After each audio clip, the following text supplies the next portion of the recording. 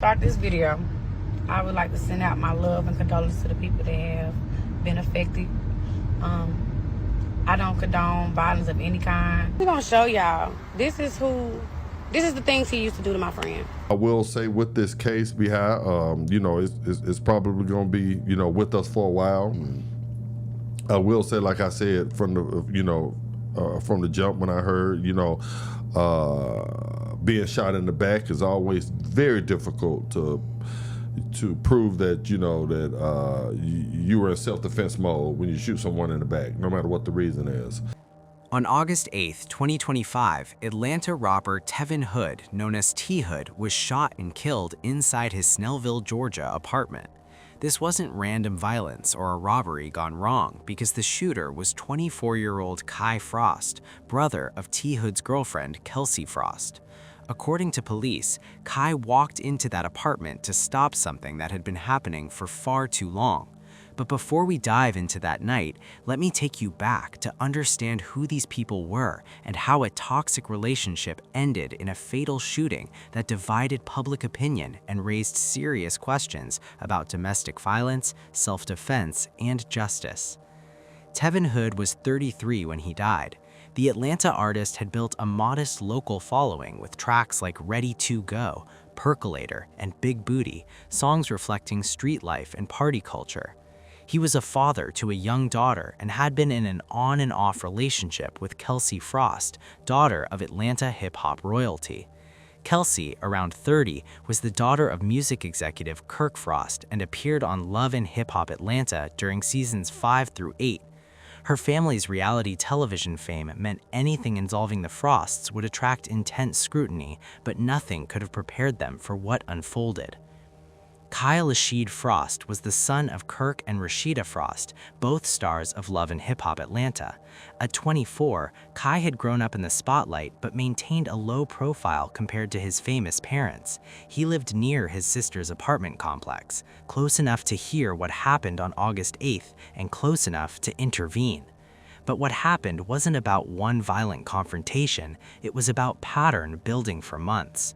According to multiple sources, including leaked surveillance footage and testimony from Kelsey's friend Sierra Martina, T. Hood had repeatedly physically abused Kelsey, and evidence emerging after his death revealed how far he went. Black and white surveillance video from earlier in 2025 showed T. Hood pacing their bedroom for 25 seconds before lunging at Kelsey as she lay in bed. The footage captured him choking her, hands wrapped around her throat while she struggled beneath him. More clips surfaced showing other incidents. Photos emerged of Kelsey with bruises covering her face, neck, and chest.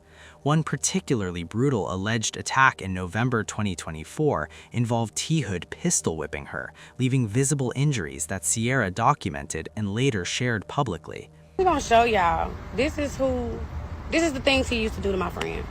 Sierra Martina became crucial in the aftermath. She'd witnessed the abuse firsthand but stayed silent, torn between protecting her friend and respecting Kelsey's privacy. When T. Hood's family accused Kelsey of orchestrating his murder, Sierra spoke out. She released the videos and photos, explaining that while both were toxic together, the physical violence was overwhelmingly one-sided. T. Hood was the aggressor.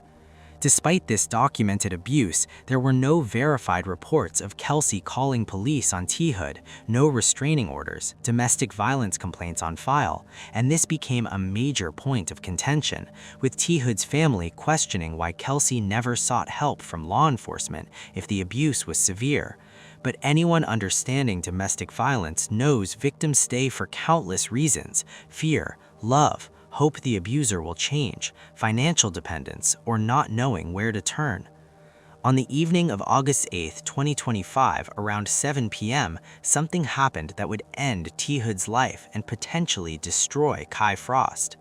Gwinnett County Police responded to a domestic disturbance call at T. Hood's Lee Road residence in Snellville. Officers arrived to find T. Hood on the floor with multiple gunshot wounds, bleeding out. Kelsey had fresh, obvious injuries consistent with assault, and Kai Frost remained at the scene with a witness, 25-year-old Ariel Miranda Hutchinson. Neither tried to run. They stayed, cooperated with police, and gave statements. According to the police investigation, T. Hood and Kelsey got into a heated argument that turned physical, with T. Hood allegedly assaulting Kelsey and causing her injuries. Kai, living in the same building complex, heard the commotion and went to check on his sister. When he arrived, the confrontation escalated, and T. Hood threatened Kai and flashed a gun, a move that proved fatal. Kai, fearing for his and his sister's lives, drew his own weapon and fired. T. Hood was shot 6 times, and the autopsy report, released August 20, 2025, confirmed gunshot wounds to the upper back, lower back, abdomen, buttocks, right thigh, and left thigh. The manner of death was ruled homicide, which simply means one person killed another, not necessarily murder. But those details, especially multiple shots to the back, became the foundation of T. Hood's family's argument that this wasn't self-defense. Hello and welcome to 11 Alive Midday at 11. I'm Aisha Howard. At this hour, police are still searching for a motive behind the shooting death of Atlanta rapper T. Hood.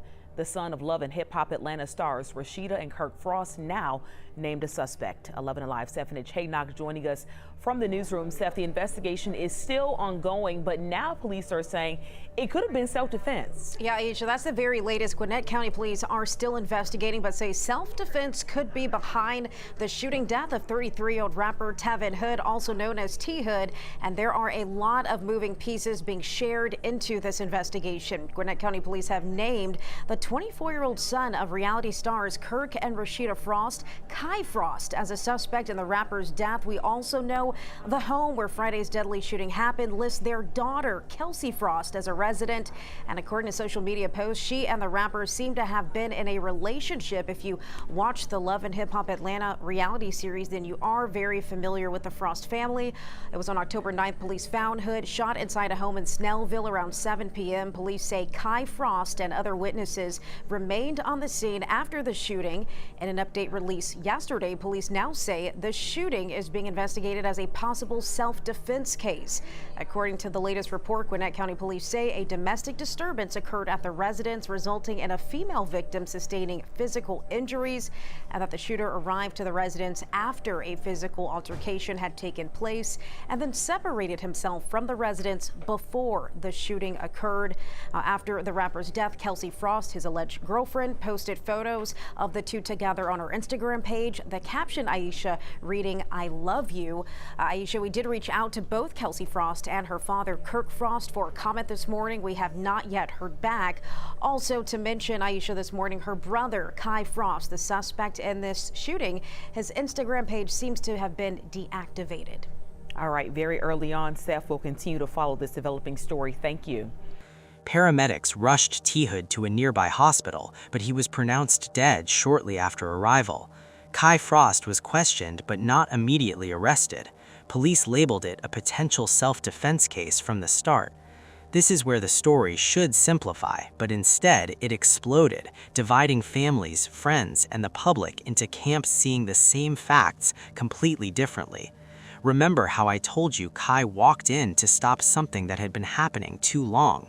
Whether what he did was justified self-defense or went too far is a question that as of October 21st, 2025, prosecutors still haven't definitively answered. But before we get into the legal battle and family accusations, you need to see what the evidence showed, because the autopsy findings raised serious questions that refused to go away. On one side stood Kelsey Frost and supporters, pointing to documented abuse, arguing Kai protected his sister from an ongoing threat.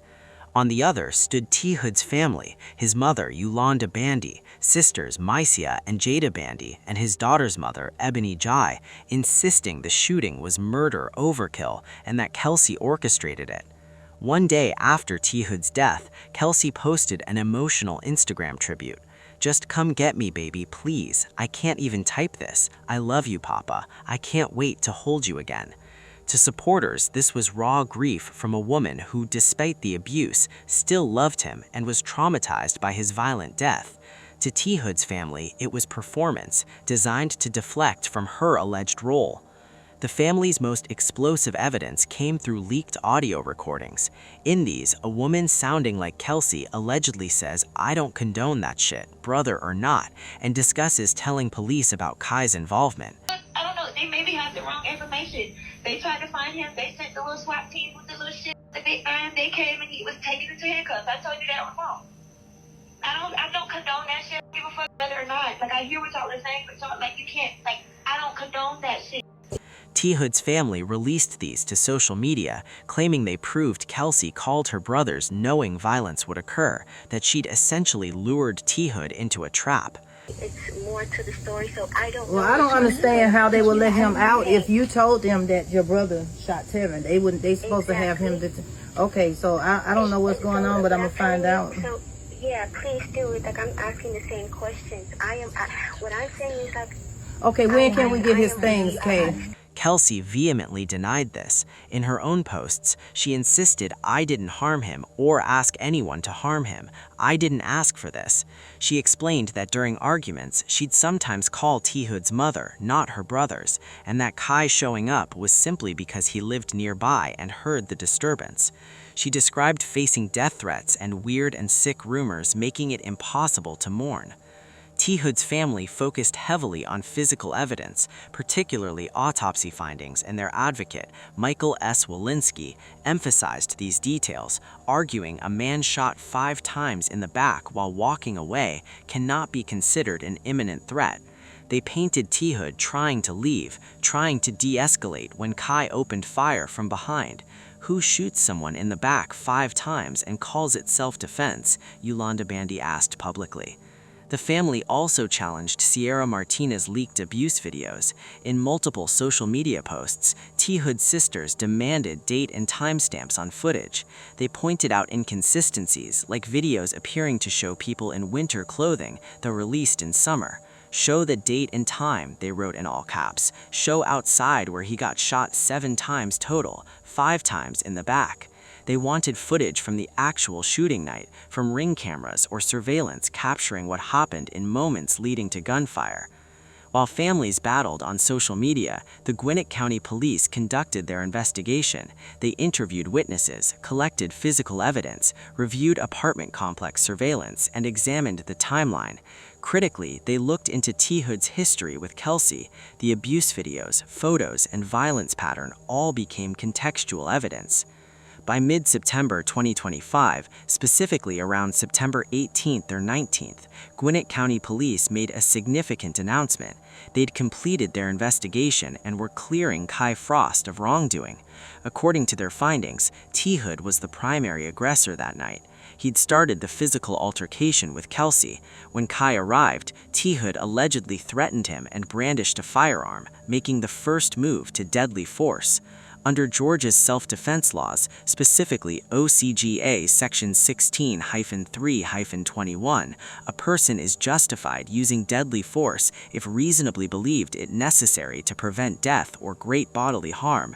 The police determination was clear. Kai acted in self-defense. He was faster on the draw, as one report phrased it, but only because T. Hood drew his weapon first. No charges from the police department. But here's the crucial detail many miss.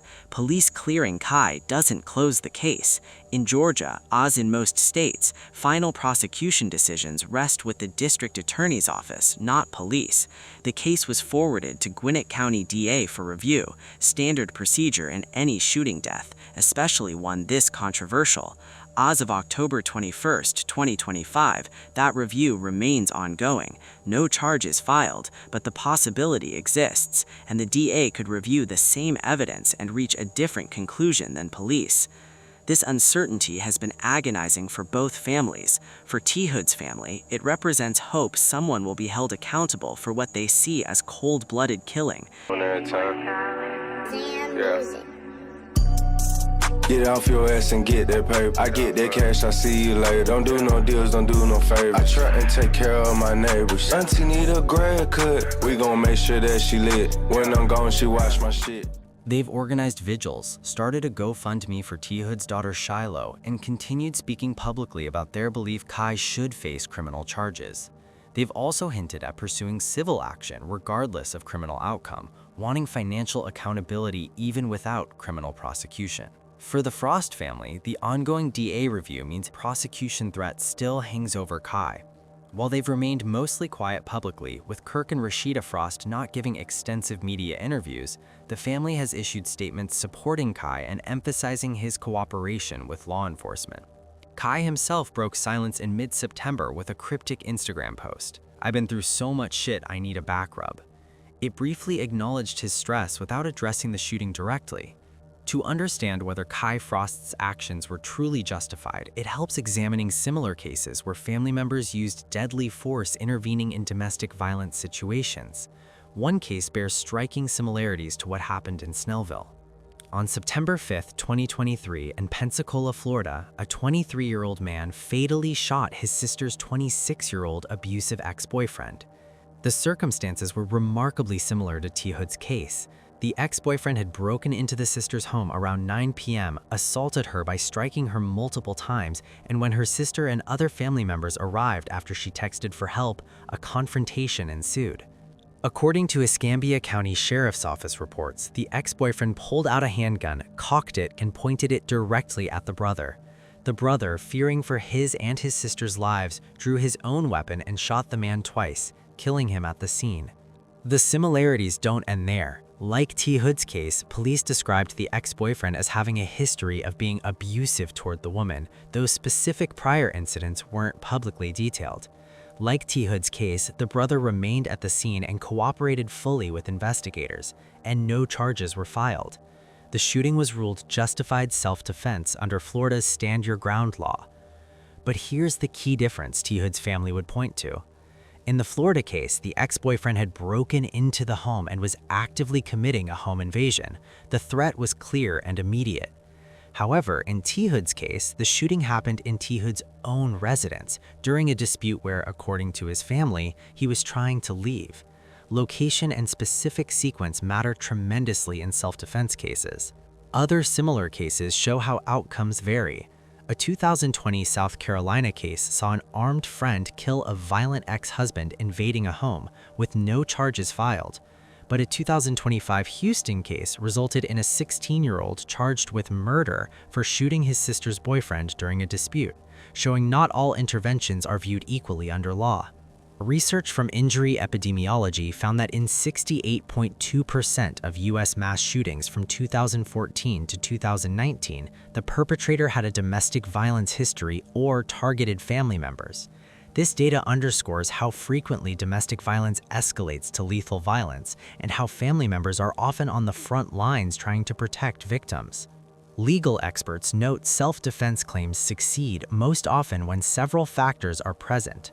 The defender wasn't the initial aggressor, there was reasonable belief of imminent harm, force used was proportional to threat, and there's witness corroboration or physical evidence supporting the defender's account. In Kai's case, he has witness support from Ariel Miranda Hutchinson, documented history of T. Hood's abuse toward Kelsey, and police determination that T. Hood drew a weapon first. But he also has those autopsy findings showing multiple shots to the back, creating ammunition for those arguing he went beyond necessity. The racial and socioeconomic dynamics can't be ignored. This is a Black family in Atlanta navigating a criminal justice system that has historically shown disparate treatment based on race and class. Some community activists have pointed out that if the Frosts weren't famous, if they didn't have resources for good legal representation, Kai might already be in jail awaiting trial rather than cleared by police and waiting for the DA's decision. Others counter the evidence speaks for itself regardless of who the families are. Some have asked why Kai didn't call the police instead of going to the apartment himself that night. It's a fair question. If he'd called 911 and waited for officers to respond, T. Hood might still be alive and Kai wouldn't face the possibility of criminal charges. But as anyone who's received a distress call from a loved one knows, the instinct to help immediately, to be physically there, often overrides rational calculation of what the right procedure might be. Atlanta rapper and personality Wicked, asked about the case, offered this perspective on domestic violence intervention complexity during a radio interview. He acknowledged both T. Hood's death tragedy and Kai's difficult position, noting that bringing a gun to what starts as a fistfight is hard to prove as self-defense, while recognizing that when you get a distress call from family, you don't always think clearly. The question now is, what would you do if your sister called for help? Let me know what you think in the comments. Also, click on one of the cards on your screen to see more videos like this.